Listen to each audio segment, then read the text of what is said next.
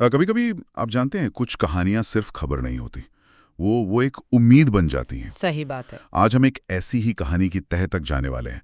ये कहानियां भारत के उन हजारों परिवारों की जो स्पाइनल मस्कुलर एट्रोफी यानी एसएमए नाम की एक बहुत ही मुश्किल बीमारी से लड़ रहे थे और जिनके लिए इलाज एक ऐसा सपना था जो मतलब उनकी पहुंच से कोसों दूर था। बिल्कुल। हमारे पास जो स्रोत है वो इसी बड़े बदलाव पर एक गहरा लेख है जिसका शीर्षक है द रिसिडिप्लाम रेवोल्यूशन, भारत में एसएमए का सस्ता इलाज। तो आज हम इसी पर गहराई से बात करेंगे जी। हम समझेंगे कि ये रिसिडिप्लाम नाम की दवा आखिर है क्या और कैसे कैसे जो इलाज कभी 70 लाख रुपए सालाना का था वो अब हजारों में मुमकिन हो गया है। ये वाकई एक बहुत बड़ा बदलाव है ना? ये सिर्फ एक दवा की कहानी नहीं, ये विज्ञान, कानून और उम्मीद की कहानी है। तो चलिए इस पूरी कहानी को परत दर परत समझते हैं। चलिए शुरू करते हैं। तो सबसे पहले बिल्कुल बुनियादी सवाल से शुरू करते हैं। ये रिस्टप्लाम आखिर है क्या चीज? देखिए, ये एक खास दवा है जिसे सिर्फ स्पाइनल मस्कुलर एट्रोफी यानी एसएमए के मरीजों के लिए बनाया गया है। अच्छा, सिर्फ एसएमए के लिए? हाँ, और सबसे अच्छी बात यह है कि ये कोई इंजेक्शन नहीं है, ये एक ओरल लिक्विड है, मतलब मुंह से लिया जाता है। अरे वाह, ये तो बच्चों के लिए बहुत बड़ी सहूलियत है। बहुत बड़ी। अच्छा, तो ये काम कैसे करती है? मतलब शरीर के अंदर जाके ऐसा क्या करती है जिससे इस बीमारी में मदद मिलती है? यहीं पर तो विज्ञान का कमाल है।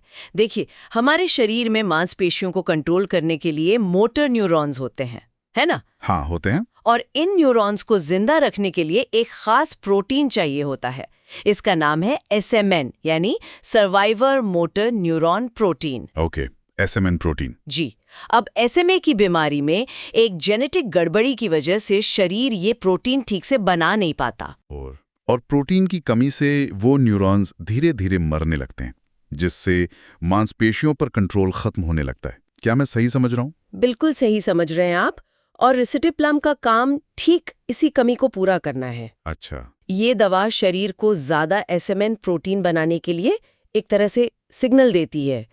जब प्रोटीन का लेवल बढ़ता है तो मोटर न्यूरॉन्स को ताकत मिलती है और मांसपेशियों को होने वाला नुकसान वो धीमा हो जाता है। तो ये बीमारी को जड़ से खत्म नहीं करती? नहीं, लेकिन उसकी रफ्तार पर एक मजबूत ब्रेक लगा देती है। आपने बिल्कुल सही शब्द इस्तेमाल किया, ब्रेक लगा देती है। ये समझना बहुत जरूरी है। तो इसका मतलब ये एक बहुत ही टारगेटेड थेरेपी है। बिल्कुल। हाँ, टारगेटेड थेरेपी है। लेख में इस बात पर भी जोर दिया गया है कि ये डीएमडी या बीएमडी जैसी दूसरी मस्कुलर डिस्ट्रॉफी के लिए नहीं है। हाँ, और ये बात बार बार दोहराना जरूरी है क्योंकि कई बार लोग कंफ्यूज हो जाते हैं। हर मस्कुलर डिस्ट्रॉफी की वजह अलग होती है। सही बात है। सही डिप्लान सिर्फ उस जेनेटिक गड़बड़ी पर काम करती है जो एसएमए में होती है।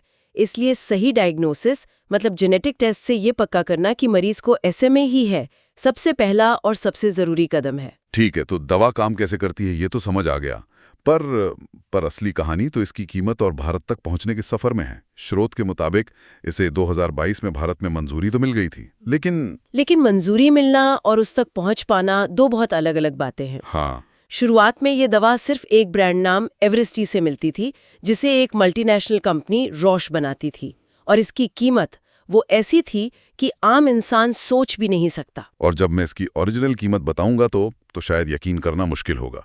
स्रोत के मुताबिक इसकी सिर्फ एक बोतल की कीमत थी लगभग 6 लाख रुपए। 6 लाख रुपए एक शीशी? जी। और ये सिर्फ एक बोतल की कीमत है। बच्चे के वजन के हिसाब से डोज तय होती है।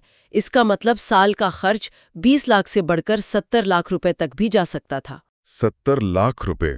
ये तो किसी भी आम भारतीय परिवार के लिए सोचना भी नामुमकिन है। नामुमकिन? ये तो वही बात हो गई कि आपके सामने पानी का समंदर है पर आप एक बूंद पी नहीं सकते। एक इलाज मौजूद है पर वो सिर्फ अमीरों के लिए। आपने बिल्कुल सही कहा। हेल्थ केयर में ये एक ऐसी मुश्किल है जो बार बार सामने आती है।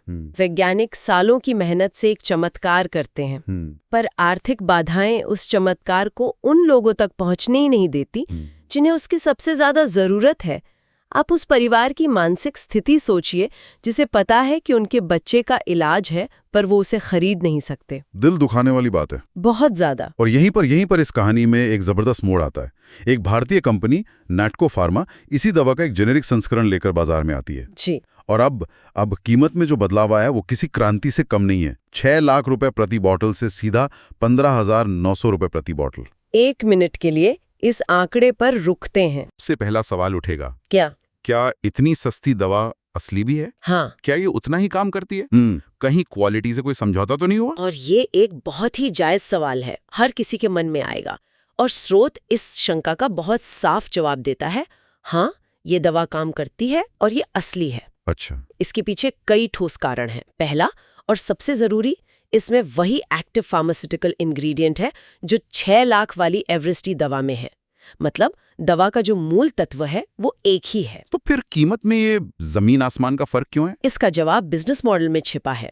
देखिए, ओरिजिनल दवा बनाने वाली कंपनी रोश ने इस दवा की खोज और रिसर्च पर अरबों डॉलर खर्च किए हैं। सालों तक क्लिनिकल ट्रायल किए हैं। वो उस खर्च को दवा की कीमत से वसूलते हैं। इसे हम R&D कॉस्ट कहते हैं। ठीक है। दूसरी तरफ जेनेरिक कंपनी जैसे नैटको को ये सारी रिसर्च दोबारा नहीं करनी